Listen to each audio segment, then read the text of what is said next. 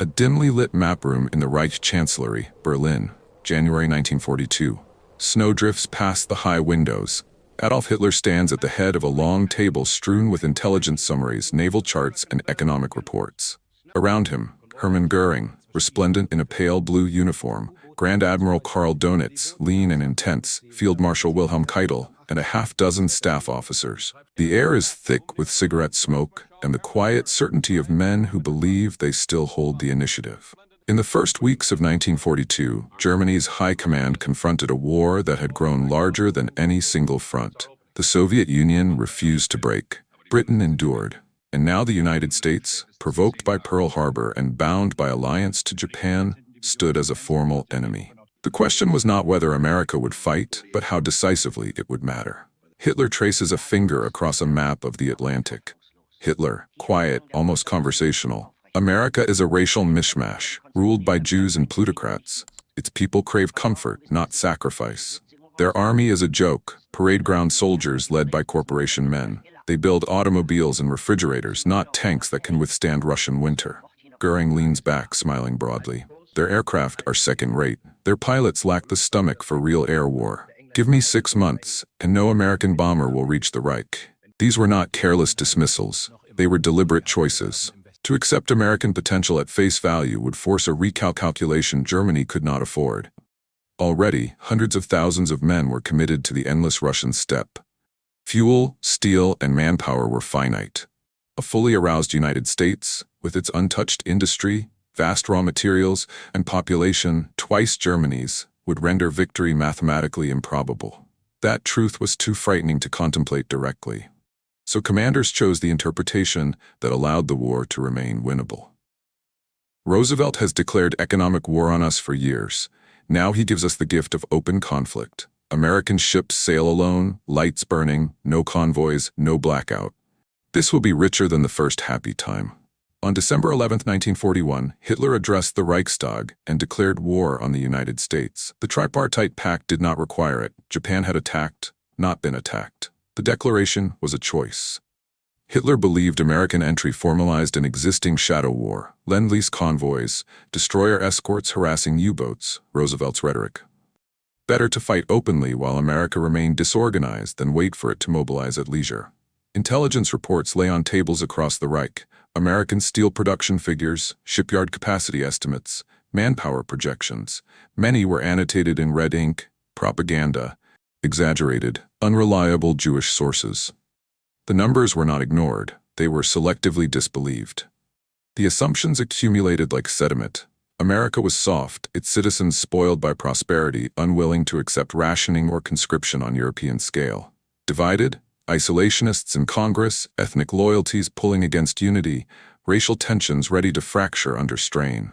Industrially overhyped, claims of mass production dismissed as boastful advertising. Militarily amateur, officers drawn from business, troops untrained in the hard school of continental war. These beliefs did more than reassure, they dictated priorities.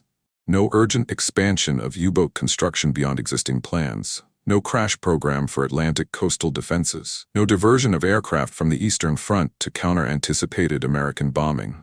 The decisive theater remained the East. America was a secondary front, dangerous, but not fatal. Early 1942 brought confirmation. Operation Paukenschlag, Drumbeat, began in January. 5 Type 9 U-boats reached American waters. Merchant ships sailed independently, coastal cities kept lights blazing, escort vessels were scarce. Tankers burned within sight of New Jersey beaches. In February alone, 400,000 tons sunk. By June, the tally exceeded 3 million tons for the year, often with minimal German loss. Dönitz's war diary entries grow triumphant. Targets unlimited. Crews report American disorganization complete. In Berlin, Göring hosts industrialists at Hall, boasting that Allied air losses already outpaced production. Hitler, in private conferences, insists the war's center of gravity remains the destruction of Bolshevism. America is a distraction, formidable in potential, negligible in present reality. Even skeptics fell silent. Rommel, fresh from Africa, noted in letters that American materiel was improving British resilience, but he too viewed direct American ground forces as years away. Doubt carried risk, accusations of defeatism, loss of favor. Parallel trajectory. Brief, understated glimpses across the Atlantic. A sprawling shipyard in Richmond, California. Henry J. Kaiser, road builder, dam constructor, no prior maritime experience, walks the ways with engineers. Prefabricated sections, welding instead of riveting, modular assembly. Skeptical naval officers watch. Kaiser, we don't need to build the best ships, we need to build them fastest. Willow Run, Michigan. Charles Sorensen, Ford's production genius, stares at B-24 bomber blueprints. The plant is half finished, vast and echoing. He mutters to aides, 1 bomber an hour, impossible, we'll see. Far from German calculations, a system stirred. Not elegant, not experienced. Chaotic, fearful, wasteful at first, but built on standardization, not craftsmanship, on replacement, not preservation, on admitting error and scaling correction without pride. In German headquarters, the tonnage curve climbs steeply. Officers raise glasses in quiet celebration. The math still works. The Americans remain the enemy they expected. Complacent, slow, overconfident in words, underperforming in deeds. They believed America would never awaken. They were wrong. America did not enter the war with confidence. It entered with fear. Fear of invasion fantasies on both coasts, fear of economic collapse, fear that the nation's fractured politics would prevent any meaningful response. In the first months of 1942, the United States looked exactly as German intelligence had described. Disorganized, amateur, slow to react. Operation Drumbeat continued into the summer. German losses remained astonishingly low. Between January and August 1942, U-boats sank nearly 600 ships off the American coast, over 3.3 million tons, for the cost of only 8 submarines. Dönitz's tonnage curve climbed higher than even his optimistic projections. In Berlin and Lorient, the numbers were read as proof. America was not awakening. It was floundering. Henry J. Kaiser's Yard No. 2, Richmond. A Liberty ship, EC-2 design, utilitarian boxy, slides down the ways after only 27 days from keel laying. Reporters swarm. Traditional shipbuilders scoff. Welded hulls will crack. Schedules are unsustainable. Quality sacrificed for speed. We're not building works of art. We're building tonnage. If one breaks, we'll learn why and build the next one better. The ocean needs ships now, not perfection later. Kaiser had never built an ocean-going vessel before 1941. He was a construction man. Roads, dams, tunnels. His innovation was not engineering genius, but ruthless standardization. Prefabricate everything possible. Weld instead of rivet. Hire unskilled workers, women, minorities, teenagers, and train them for single repetitive tasks. Accept waste, accept mistakes. Scale the process until volume overwhelmed the enemy's ability to sink. Across the continent, Charles Sorensen at Ford's Willow Run plant faced a different challenge. The B-24 Liberator bomber was complex, over 1.2 million parts. Early production crawled. In March 1942, the plant turned out only a handful of aircraft. Workers walked off jobs. Subcontractors delivered late. The Army Air Forces despaired. We don't need craftsmen, we need repetition. 1 bomber every hour. Not because it's elegant, because the math demands it. The American system was not yet efficient. It was wasteful, chaotic, driven by panic more than plan. But it possessed one quality German planners had dismissed: willingness to admit failure publicly and correct it mercilessly. By July 1942, the U.S. Navy enforced coastal blackouts, organized proper convoys, and began deploying escort carriers and long-range aircraft. The slaughter slowed. Not because American sailors suddenly became veterans, but because the system responded to hemorrhage with structural change. In Lorient, Dönitz reads the updated tonnage reports. The curve still rises, but the slope flattens. He demands more U-boats. Resources are diverted from the Eastern Front, but too slowly. Hitler authorizes increased production, yet steel allocations remain contested. We are sinking them faster than ever before in history. And yet the convoys grow larger. The paradox begins to form. German commanders saw record tonnage sunk and interpreted it as victory approaching. They did not yet see the second curve forming across the Atlantic. Kaiser's yards, 4 shipways in 1941, become 14 by late 1942. Average build time drops from months to weeks. One ship, SS Robert E. Peary, is launched 4 days and 15 hours after keel laying, a publicity stunt that nevertheless proves the possible. America's industrial mobilization was not a smooth ascent. It stumbled repeatedly. Labor strikes, material shortages, racial tensions in overcrowded yards. Design flaws in early Liberty ships, some hulls cracked in cold North Atlantic swells, but each failure was documented, analyzed, corrected. Welding techniques improved, stronger steel allocated, crack arrestor straps added. The next batch incorporated the lessons. In Germany, failure carried heavier consequence. To admit systemic shortfall risked political accusation. Göring continued to promise that Allied air losses exceeded production, long after evidence suggested otherwise. Reports of American factory output were filtered through ideology, capitalist exaggeration, Jewish propaganda. This was the invisible strength German command could not quantify. A system that treated human exhaustion, mechanical failure, and tactical defeat as data points, not as threats to prestige. Standardization over elegance. Replacement over preservation. Learning over pride. By late 1942, the first unmistakable signs appeared. U-boat losses rose. Not dramatically yet, but steadily. Convoy battles became costlier.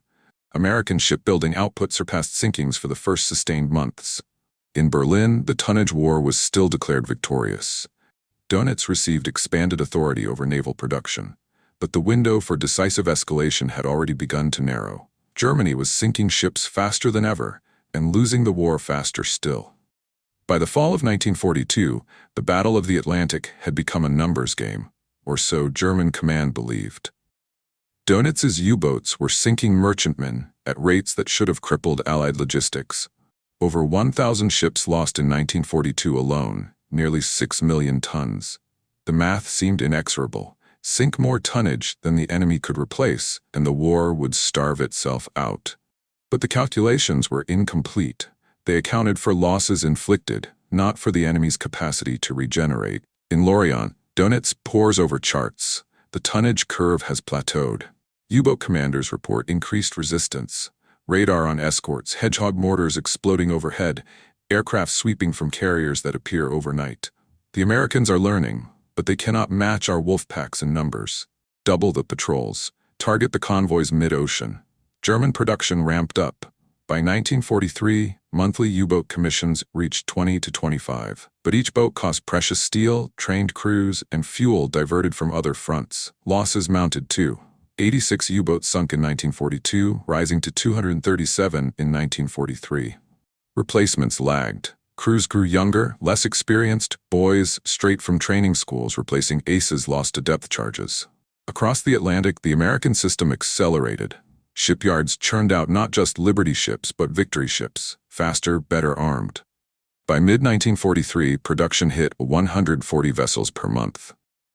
Losses were replaced before sinkings could accumulate. The gap closed, then reversed. Symbolic motif, superimposed graphs. German U-boat tonnage sunk, peaking in March 1943 at over 500,000 tons for the month. American ship construction climbing steadily, surpassing 1 million tons monthly by summer. The lines cross in May. The air war followed a similar trajectory. The Luftwaffe dominated early engagements. In North Africa, Messerschmitts shredded inexperienced American pilots. But attrition favored the side that could replace pilots and machines without pause. Göring, in Berlin, dismisses reports of American buildup. Their bombers are flying coffins. We will shoot them down faster than they can fly in. Yet by late 1942, 8th Air Force B-17s began daylight raids on German industry. Losses were heavy, 60 bombers in one October mission. But the Americans did not retreat. They adapted. Fighter escorts added, gunnery improved, formations tightened. Production at Willow Run reached 1 B-24 per hour by 1943. Pilot training programs expanded. Thousands graduated monthly from fields that had been farmland. In the skies over Germany, the 8th Air Force lost 4,000 bombers by war's end. But replacements arrived ceaselessly. Luftwaffe aces scored hundreds of kills, yet their own numbers dwindled. Experienced pilots could not be replaced at scale. Training programs collapsed under Allied bombing. Erwin Rommel, now in Italy, senses the shift first. Captured American equipment floods British lines in Tunisia. He cables Berlin. The enemy replaces losses with terrifying speed. We bleed irreplaceable veterans. But in Berlin, certainty persists. Hitler orders the Luftwaffe to focus on the east, where the real threat lies. Göring promises wonder weapons, jets, rockets to turn the tide. Dönitz watches his math unravel. Black May 1943, 43 U-boats lost in 1 month. Tonnage sunk plummets to 40,000 tons. He withdraws from the North Atlantic temporarily, calling it a temporary setback. But the curve has inverted. Allied shipping tonnage grows by 12 million tons in 1943, outpacing losses by threefold. The point of no return arrives in mid-1943. U-boat construction cannot keep pace with attrition. Escort carriers, converted from merchant hulls, fill the skies with aircraft. Long-range liberators close the mid-Atlantic gap. Radar, sonar, code-breaking, each incremental American improvement compounds. Attrition had chosen its side. In November 1942, American ground forces entered combat for the first time against German troops in North Africa. Operation Torch landed inexperienced divisions in Morocco and Algeria. The results were sobering. At Kasserine Pass in February 1943, Rommel's veterans tore through green American units. Tanks abandoned for lack of fuel discipline, artillery uncoordinated, commanders paralyzed by indecision. Casualties heavy, morale shaken. German commanders drew comfort from the spectacle. American soldiers confirmed every prejudice. Poorly trained, reliant on overwhelming supply, tactically naive. Reports flowed back to Berlin emphasizing Allied disarray. Yet beneath the tactical humiliation, something else occurred, something German doctrine struggled to process. The American response was not denial, it was dissection. After Kasserine, courts-martial were rare. Instead, exhaustive after-action reviews. Officers relieved, yes, but studied, reassigned, their mistakes documented and circulated. Training programs overhauled, tank infantry coordination drilled relentlessly. The system absorbed defeat as raw material for improvement. George S. Patton, newly arrived in theater, took command of 2 Corps. We got our asses kicked because we deserved it. Now we fix it. Every mistake gets corrected before the next fight. By May 1943, the same American divisions, reinforced, retrained, resupplied, pushed Axis forces into the Tunisian pocket. Over 250,000 German and Italian troops surrendered. Rommel, evacuated earlier for health, watched from afar as his prophecy materialized. The enemy replaced losses faster than they could be inflicted. In Sicily, July 1943, the pattern repeated. Initial landings chaotic, gliders scattered, paratroopers misplaced. German counterattacks sharp and effective. But American divisions adapted mid-campaign. Better air-ground coordination, rapid engineer repairs, relentless artillery barrages. Patton's 7th Army raced to Palermo while Montgomery's 8th bogged down. Tactical brilliance yielded to sustained pressure. The learning velocity accelerated. In Italy, at Salerno and Anzio, American forces again stumbled, slow to exploit, vulnerable to counterattack. Each time the system responded. Amphibious doctrine revised, fire support improved, replacement pools expanded, divisions rotated out, refitted, returned stronger. German command observed the progression with growing unease, but filtered through certainty. Hitler dismissed American successes as bought with blood and material, not skill. Göring insisted air superiority remained impossible for the Allies. Yet pilots reported ever larger bomber streams, escorted now by long-range P-51 Mustangs appearing in 1944. Rommel, appointed to oversee Atlantic wall defenses, toured fortifications in late 1943.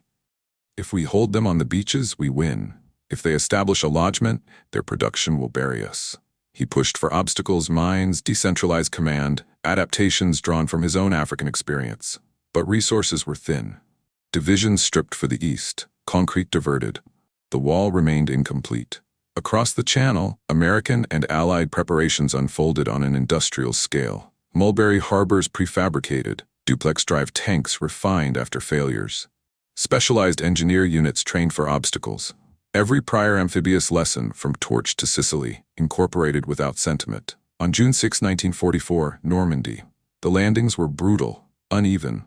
Omaha Beach a near disaster, high casualties, units pinned under cliffs. Yet the system flexed. Naval gunfire redirected, engineer teams cleared paths under fire, follow-up waves poured in, regardless of loss. By nightfall, lodgements held everywhere.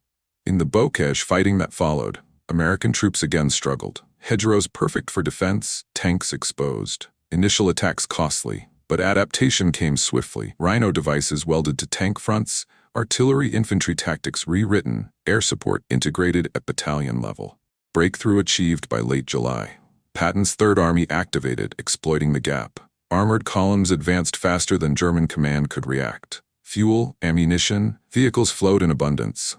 Divisions bypassed, encircled, reduced, not through elegant maneuver alone, but through relentless replacement and correction. Rommel, wounded in July by strafing fighters, left the front, his warnings unheeded in full.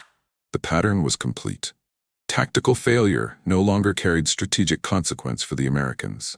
It carried instructional value. German excellence, still evident in local counterattacks, could not overcome an enemy that treated battlefield error as iterative data. By late 1944, Allied armies raced across France. German forces, depleted and outproduced, retreated or surrendered en masse. The Falaise pocket alone cost the Wehrmacht over 50,000 prisoners. The Americans did not need to be perfect. They only needed to learn. By early 1945, the Third Reich fought on borrowed time. Allied armies closed from east and west.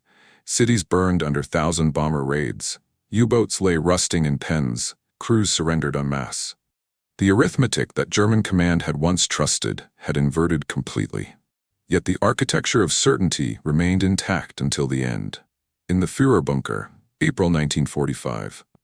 Hitler, gaunt and trembling, pores over situation maps with a shrinking circle of aides. Reports of American advances in the West are dismissed with the same contempt that marked 1942. The Americans are nothing without their machines. They lack the will for the final sacrifice.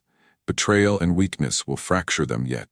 Even as Rhine bridges fell and Patton's tanks raced toward Czechoslovakia, the original assumptions endured. America remained soft, divided, industrially exaggerated, now supplemented by a new layer. Defeat would come from internal collapse, not military pressure. Ideology had replaced analysis entirely.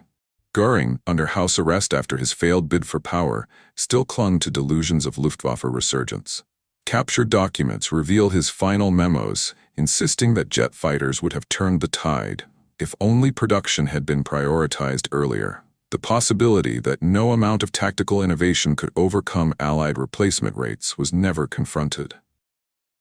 Dönitz, briefly Hitler's successor, broadcast appeals to U-boat crews to fight on, but the tonnage war had ended years earlier. By 1944, Allied shipping exceeded pre-war levels by millions of tons. U-boat losses reached unsustainable heights, over 700 sunk in the final 2 years. The admiral who had built his strategy on attrition watched it consume his own force. Symbolic motif, the old charts return, now tattered and annotated in desperation. American production lines shown as endless, unbroken. German curves collapse into negative territory. No one redraws them. Rommel had foreseen elements of the truth, but his death in 1944 silenced the warning. His Atlantic Wall, incomplete and overwhelmed, became the physical manifestation of strategic misjudgment. The beaches he feared would become lodgements did exactly that, and from them flowed an avalanche of materiel that no German excellence could stem. In the West, American forces advanced with abundance that carried its own moral weight. Divisions attacked with artillery barrages measured in thousands of tons per day. Bombers flew missions where losses were accepted as routine operating cost. Soldiers fought, knowing replacements waited in England, knowing also that the war's industrial logic dehumanized both victor and vanquished. Patton, racing across Germany, reflected privately on the paradox. Victory purchased not by superior courage, but by superior waste. His diaries note the unease of fighting a war where men became interchangeable parts in the same system that produced tanks and shells. The irony was complete. German assumptions had not merely underestimated America, they had shaped the very system that destroyed them. By treating the United States as secondary, Germany allowed it time to awaken. By dismissing its production as propaganda, they blinded themselves to the curves crossing in 1943. By fearing doubt more than defeat, they locked strategy into irreversible paths. In May 1945, Dönitz signed the unconditional surrender. American troops entered Berlin alongside the Soviets. The system, chaotic, imperfect, relentlessly corrective, had prevailed not through brilliance, but through persistence. Henry Kaiser's shipyards closed after launching over 1,400 vessels. Willow Run converted back to automobiles. The recurring welder, anonymous to history, returned to civilian life, hands scarred from years of sparks. No parades for him, just the quiet knowledge that repetition, scaled mercilessly, had crossed an ocean and ended a war. Hitler died believing betrayal and Jewish Bolshevik conspiracy explained collapse. He never acknowledged the quieter truth. A nation he considered unfit for prolonged war had outlasted his own through the simple refusal to accept permanent inferiority. Wars are not lost by lack of courage, but by failure of imagination. Certainty feels safe until reality arrives. Underestimating adaptation is the most expensive mistake in history. The most dangerous enemy is the one you believe cannot fight. Germany did not lose because America was perfect, but because America was underestimated.